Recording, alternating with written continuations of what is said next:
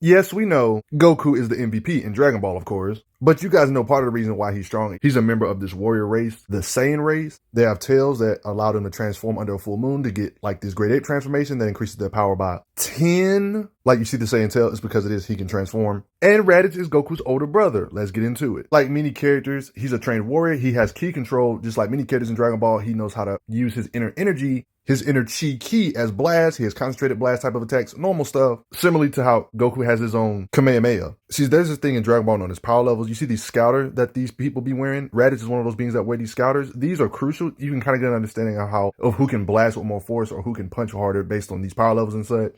Or just overall who's stronger, for example. I mean, the thing about Raditz, he was raised in like a harsher environment than normal people, so off gate, his muscles are even stronger than normal people by a lot. I mean, he's one of them people that can move freely around planets like planet Vegeta, which has 10 times the gravity of Earth. Like everything we do on Earth, it's 10 times harder on their planet because of the heavier gravity. Somebody lifting a car on Earth is different than somebody lifting a car on the planet that Raditz grew up on, like planet Vegeta, 10 times the gravity. This would go from a 2-ton feat to a 20-ton feat on that said planet. Like everything is 10 times harder to do because it's 10 times gravity. This is part of the reason why Raditz got such a jump start in the early part of Dragon Ball compared to power with Goku and the characters on Earth. I think we all could agree if Goku and Raditz during this time period were to arm wrestle, I think we all would agree that Raditz would win. We literally seen Raditz overpower Goku as older. This is Goku as a kid. So of course Raditz can do this too, being physically strong enough to lift a car. Raditz was one of the people that didn't get exterminated on planet Vegeta when Frieza wiped out everybody. We haven't necessarily seen him on planet Vegeta, but we could assume if he was on planet Vegeta, he wouldn't have no problem standing up. I think we could all assume that, right? Like in this scene, for example, this isn't necessarily Raditz. This is Bardock, his father, of course. Like there's no real way to tell how much this pod weighs. If we assume this was as heavy as our cars on Earth or something,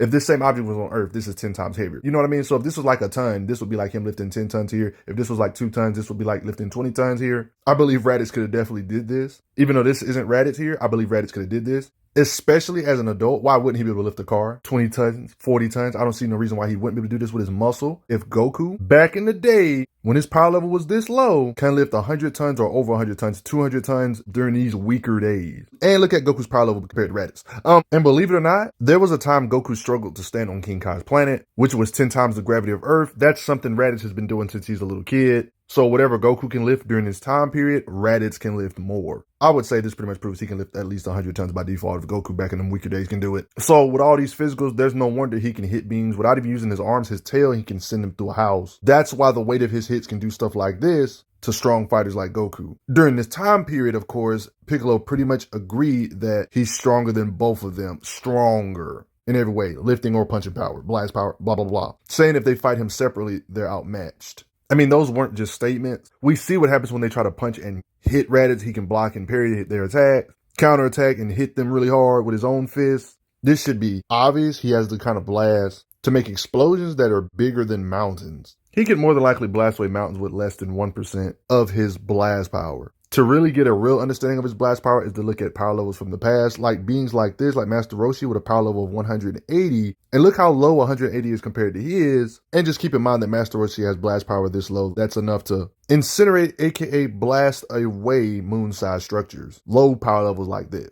So what the heck do you think Raditz's blast power is? I'll just say it, he can blow apart moons. Raditz is over here treating beings that have a power level of 322, which is even higher than somebody that can incinerate the moon. He's literally treating him like a joke. He literally got blasted, didn't even flinch. And he treated this blast like a joke. Even he was surprised. And Raditz was about to show him what real power was, implying that he could blast harder, along with his durability being able to withstand similar stuff. Piccolo was literally like scared stiff acting. Raditz kind of proved he can blast with a lot of power by blasting off Piccolo's arm. Look at Goku's power level. The weight of Raditz's kicks are heavy, plenty of proof of his striking strength. Goku's blast power, when he was doing Kamehameha, skyrocketed to 900. So beings that can blow up moons with a power level of 180, Goku right here is a power level of 900, and Raditz pretty much proved he could blow up planetoids like moons because he literally basically canceled this blast out, then proceeds to hit Goku with a similarly powerful attack, making this same guy drowsy. I mean, Raditz is boxing it out with beings where they both have base power levels of over 400.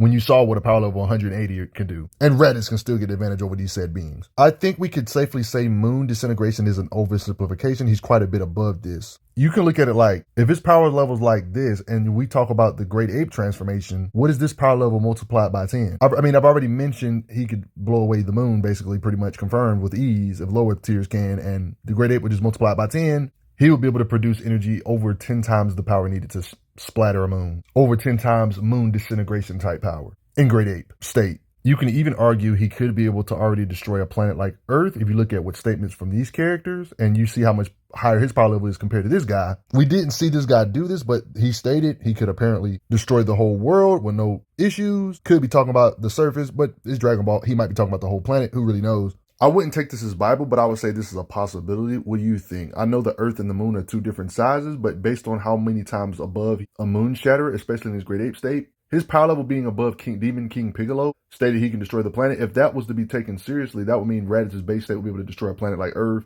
if somebody like King Piccolo can, based on the difference in power level gap. What do you think? Do you think Raditz can destroy the Earth in base state, or do you think he would need the raw power of the Great Ape to be able to blast away a planet like Earth when it multiplies his power by 10? What do you think? Oh, and his reflexes are fast. Somebody can literally shoot a gun and he can catch the bullet because of his reflexes and toss it back with crazy force. He can move from point A to point B pretty fast. He can blitz you like how he ran up to these characters up front and got behind them. Even they acknowledge that he's fast. Goku and Piccolo themselves aren't slow. Raditz can still dodge and react to their blitzes, appear behind him to show the speed and weight behind his attacks. His speed is even acknowledged here with Goku's Kamehameha, who we kind of saw him outrun for a second or two, also shows that he can react to such fast beams. Piccolo shot this beam, Raditz dodged it. How can anyone be that fast? Piccolo says. You guys know of the distance between the Earth and the Moon. Piccolo, even in this particular situation, had a beam blasted at Raditz. He dodged it. Their beams can travel from the Earth to the Moon in a very short amount of time. This is light speedish type of speed. Raditz is an extremely low tier Dragon Ball character, and even he can fight and react at light speed. But his weakness was his tail. It's because of Gohan having a rage moment, it weakened Raditz enough that through a high difficulty type match, they ended Raditz.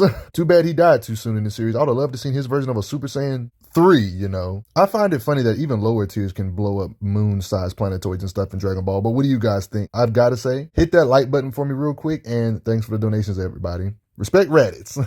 I'm glad you are enjoying your time on the channel. Make sure you check out the playlist on the channel to see other How Strong videos. If you like what this channel is offering, make sure you hit that subscribe button, and I will see you guys later.